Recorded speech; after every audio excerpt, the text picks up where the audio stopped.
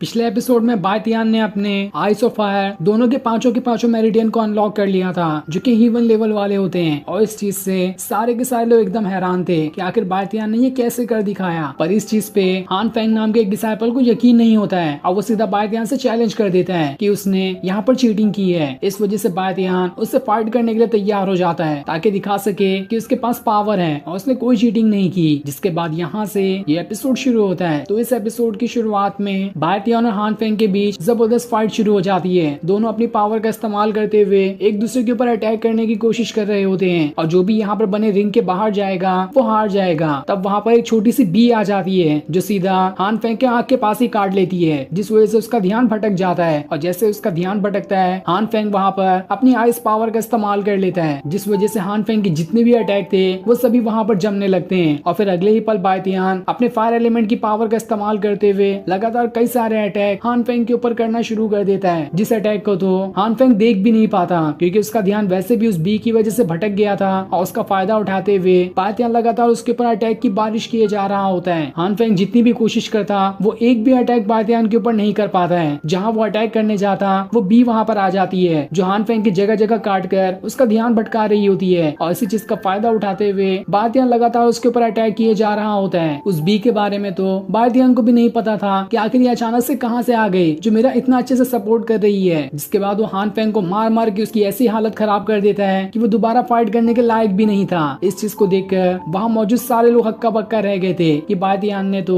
बड़ी ही आसानी के साथ हान फेंग को हरा दिया। उसका तो कोई जवाब ही नहीं। अचानक से न जाने उसे क्या हो गया है जिस वजह से वो इतना ज्यादा पावरफुल हो चुका है। जिसके बाद बायतियान एक और घसीट के लात सीधा हान फेंग को ही मार देता है, जिस वजह से हान फेंग की जो बची कुची हालत थी वो भी खराब हो गई होती है। तब बायतियान उसके पास आता है और उसके मुंह पर पैर रखते हुए कहता है, तुम्हें मारने वाला मैं हूँ। जब भी तुम्हें मन करे मुझसे बदला लेने का मेरे पास आ जाना, मैं हमेशा तुमसे फाइट करने के लिए तैयार रहूंगा। और यही सेम डायलॉग कुछ दिनों पहले हान फेंग ने बायतियान को मार मार कर कहा था। उसी का बदला बायतियान ने यहाँ पर निकाल लिया। जिसके बाद वो हान फेंग को बैटल एरिना के बाहर फेंक देता है, जिस वजह से हान फेंग ये राउंड हार चुका था। जिसके बाद बायतियान सभी से कहता है, अगर किसी और को भी लगता है कि मैंने चीटिंग की है तो वो यहीं पे आके मुझसे फाइट कर सकता है, मैं उससे भी फाइट करने के लिए तैयार हूँ। ये सुनकर तो सारे लोग हक्का बक्का रह जाते हैं और किसी के अंदर भी बायतियान से फाइट करने की हिम्मत नहीं बचती। अब बायतियान के पास वो मास्टर आते हैं जो उसे वो पिल भी दे देते हैं, जिसे 5 मेरिडियन अनलॉक करने वाले को दिया जाने वाला था। बायतियान जैसे उस पिल को देखता है तो उसे ये पिल किसी काम की नहीं लग रही होती है। ये तो बिल्कुल लो लेवल की उसे दिखाई दे रही थी क्योंकि एक बार उसके पास उसके एंसेस्टर की जो पावर आ चुकी है उस वजह से वो हर चीज की पावर को पहचान सकता है कि किसके अंदर कितनी पावर है और किसके अंदर कितनी पावर नहीं है। उसी वजह से उसे पता चला कि ये पिल तो एकदम लो लेवल की है, ये तो एकदम घटिया सी है। लेकिन तब भी अपने मास्टर का दिल रखने के लिए वो उसे अपने पास रख लेता है। जिसके बाद वो वहाँ से अपने घर की तरफ बढ़ना शुरू कर देता है और जैसे वो थोड़ी दूर आता है उसे ऐसा लगता है कि आसपास भी कोई है। तभी उसकी बॉडी के अंदर से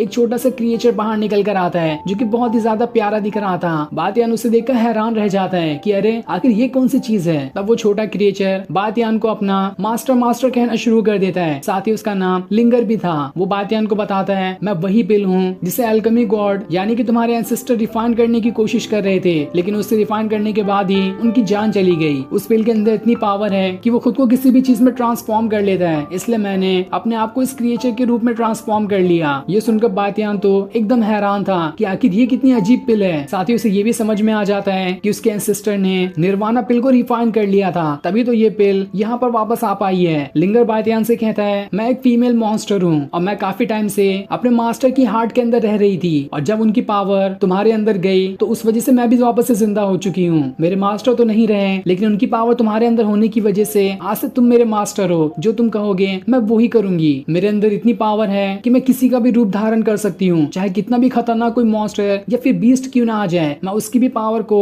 अपने अंदर ट्रांसफर करते हुए खुद को उसके जैसा बना सकती हूँ। ये सुनकर तो बायतियान खुश हो जाता है कि लिंगर तो मेरे आगे बहुत काम आ सकती है। अगर ये मेरे साथ रहे तो मुझे किसी से भी डरने की जरूरत नहीं पड़ेगी। वो उससे कहता है, क्या तुम मुझे खुद को किसी भयानक बीस्ट में ट्रांसफॉर्म करके दिखा सकती हो। जिस पर लिंगर कहती है, मैं तो काफी टाइम से सोई हुई थी इसलिए मेरी पावर अभी उतनी ज्यादा जागी नहीं है। सबसे पहले मुझे अपनी पावर को बढ़ाना होगा, उसके बाद ही मैं खुद को किसी भी चीज में ट्रांसफॉर्म कर सकती हूँ। और मुझे अपनी पावर बढ़ाने के लिए कई सारे स्पिरिट स्टोन और कुछ एलेक्सर भी लगते हैं, उनकी मदद से मैं जल्द से जल्द बड़ी हो सकती हूँ। उसके बाद मैं तुम्हें अपनी पावर भी असली दिखाऊंगी कि मैं क्या कर सकती हूँ। तब बायतियान उसे वही पिल देता है जो अभी उसके मास्टर ने उसे दी थी। लेकिन उस पिल को देखकर लिंगर कहती है, ये तो किसी काम की नहीं है, इसके अंदर तो कोई पावर नहीं है। लेकिन रुको, मैं इसके अभी पावर बढ़ा देती हूँ। जिसके बाद वो खुद से उस पिल की पावर बढ़ा देती है और उसे खुद में एब्जॉर्ब कर लेती है, जिस वजह से उसे काफी टाइम से जो भूख लगी थी वो थोड़ी सी मिट जाती है। तभी वहाँ पर कोई आने लगता है, इसलिए लिंगर दोबारा से बातियान की बॉडी के अंदर चली जाती है। तब वहाँ पर वही लड़की आती है जिसका बातियान फियांसे है और उसका नाम रांझी होता है। बातियान उसे देखकर कहता है, तुम यहाँ पर क्या कर रही हो? क्या तुम हमारे रिश्ते को यहाँ पर खत्म करने के लिए आई हो? अगर ऐसा है तो मैं भी इसके लिए तैयार हूँ, क्योंकि तुम्हें तो कहती थी कि हमारी जो एंगेजमेंट हुई है हमें उसे खत्म कर देना चाहिए। ये सुनकर तो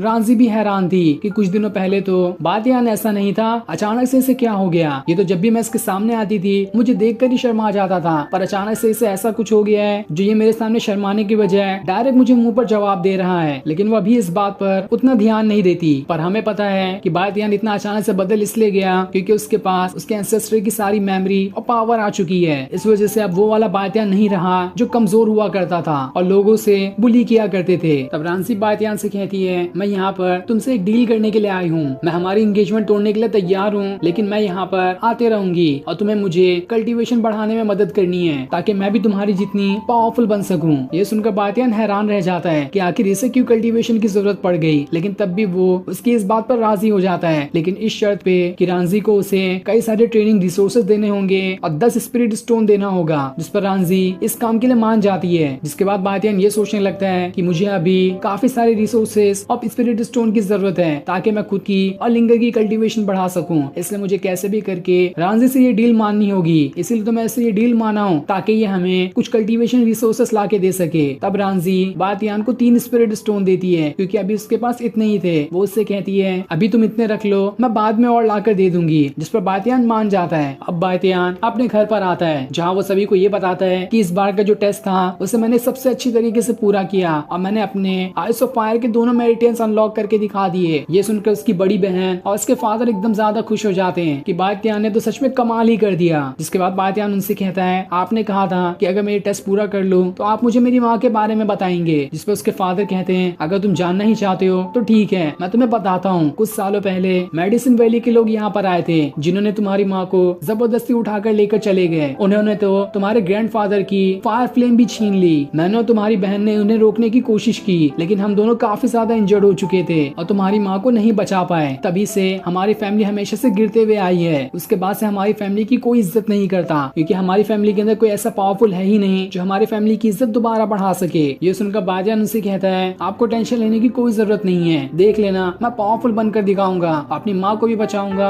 और मेडिसिन वैली वालों से अपना बदला भी लेकर रहूंगा। जिस पर उसके फादर कहते हैं, इतना गुस्सा होने की भी जरूरत नहीं है, तुम नहीं जानते कि मेडिसिन वैली वाले लोग कितने ज्यादा पावरफुल हैं। तुम्हें सबसे पहले अपना कल्टीवेशन करके खुद को पावरफुल बनाना पड़ेगा, उसके बाद ही तुम उनसे फाइट कर सकते हो। जिस पर बातियान मान जाता है और फिर वो रात को दोबारा से अपना कल्टीवेशन करना शुरू कर देता है, जहाँ वो खुद से कहता है, मेरे पास मेरे एंसेस्टर की पावर आ चुकी है, लेकिन तब भी मेरी बॉडी सिर्फ वॉरियर लेवल पर ही है। उसके बाद मुझे martial art master, great martial art master, martial king, martial emperor, martial lord, martial saint और आखिरी में जाकर गॉड लेवल को अचीव करना होगा, जिस लेवल को मेरे एंसेस्टर ने पहले से अचीव कर लिया था। एक बार मैं उसे अचीव कर लूं तो उसके बाद मैं अपनी माँ को भी बचा सकता हूँ और सारे लोगों से अपना बदला ले सकता हूँ। जिसके बाद वो रांझी के द्वारा दिए हुए 3 स्टोन को वहाँ पर लिंगर के जरिए डिफाइन करना शुरू कर देता है ताकि लिंगर उसकी पावर बढ़ा दे और उसका इस्तेमाल करके बातियान खुद की भी पावर बढ़ा सकता है। और फिर ये सीन दिखाते ही ये एपिसोड यहीं पर एंड हो जाता है। Thanks for watching.